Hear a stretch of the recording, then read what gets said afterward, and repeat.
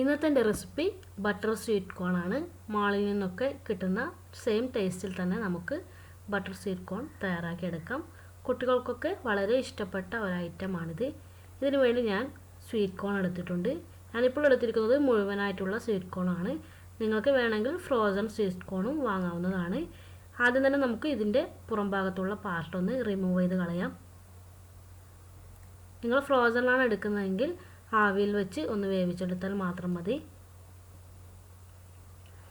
നാട്ടിലൊക്കെ ഇപ്പോൾ sweet corn ഇതുപോലെ വാങ്ങാൻ കിട്ടും. ഒരുവിധം എല്ലാ പച്ചക്കറി ഷോപ്പുകളിലും ഇതിപ്പോൾ അവൈലബിൾ ആണ്.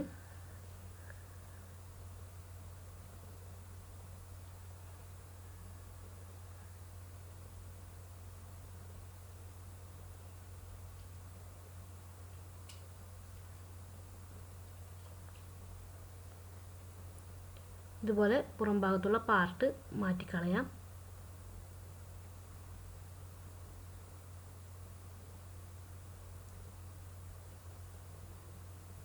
പിന്നെ ഇതിൽ ഇതുപോലൊരു നാര് പോലുള്ള ഭാഗവും ഉണ്ടായിരിക്കും. അതും കഴിവതും റിമൂവ് ചെയ്യാൻ ശ്രമിക്കണം. അതിനുശേഷം വേണം ഇത് കുക്ക് ചെയ്തെടുക്കാൻ വേണ്ടിയിട്ട്. നമുക്കിത് നല്ലവണ്ണം വാഷ് ചെയ്തതിന് ശേഷം ഒന്ന് കുക്ക് ചെയ്തെടുക്കാം.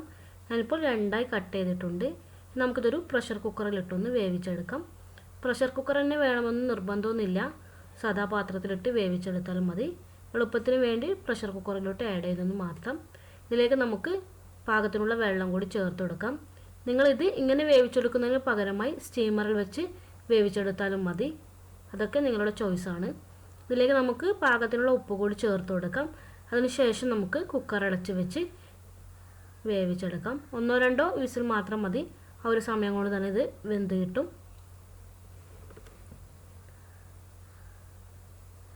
ഇതിപ്പോൾ 2 വിസിലിന് ശേഷമുള്ള സ്വീറ്റ് കോൺ ആണ്. പാകത്തിന് വെന്ത് വന്നിട്ടുണ്ട്. ഈ ഒരു സ്റ്റേജ് വരെ വെന്ത് കിട്ടിയാൽ മാത്രം മതി. ഒരുപാട് വെന്തുടയേണ്ട ആവശ്യമൊന്നുമില്ല. നമുക്കിതിൽ നിന്ന് ഓരോന്നായി ഓരോ സ്വീറ്റ് കോണും അടർത്തിയെടുക്കാം. നിങ്ങളിത് ഇങ്ങനെ ചെയ്യുന്നതിന് പകരമായി വേവിച്ചെടുക്കുന്നതിന് മുമ്പ് തന്നെ അടർത്തി മാറ്റിയതിന് ശേഷം സ്റ്റീമറിൽ വെച്ച് കുക്ക് ചെയ്തെടുത്താലും മതി. എനിക്ക് ഇങ്ങനെയാണ് എളുപ്പം തോന്നിയിരിക്കുന്നത്. അതുകൊണ്ടാണ് ഞാൻ ഇങ്ങനെ ചെയ്തിരിക്കുന്നത്.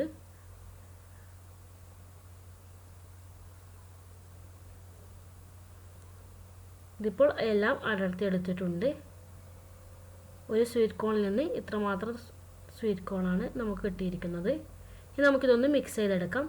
അതിനുവേണ്ടി ഒരു പാനിലോട്ട് 2 ടേബിൾ സ്പൂണോളം ബട്ടർ ചേർത്ത് കൊടുക്കുന്നുണ്ട്. നിങ്ങൾക്കിത് ഫ്രൈ പാനിൽ തന്നെ മിക്സ് ചെയ്യേണ്ട ആവശ്യമൊന്നുമില്ല. സ്വീറ്റ് കോൺ നല്ല ചൂടുണ്ടെങ്കിൽ ഒരു ബൗളിലെടുത്ത് അതിലേക്ക് തന്നെ ബട്ടറൊക്കെ ചേർത്ത് മിക്സ് ചെയ്തെടുത്താൽ മതി. ഇപ്പോൾ എൻ്റെ സ്വീറ്റ് കോൺ അല്പം ഒന്ന് തണുത്ത് വന്നിട്ടുണ്ട്.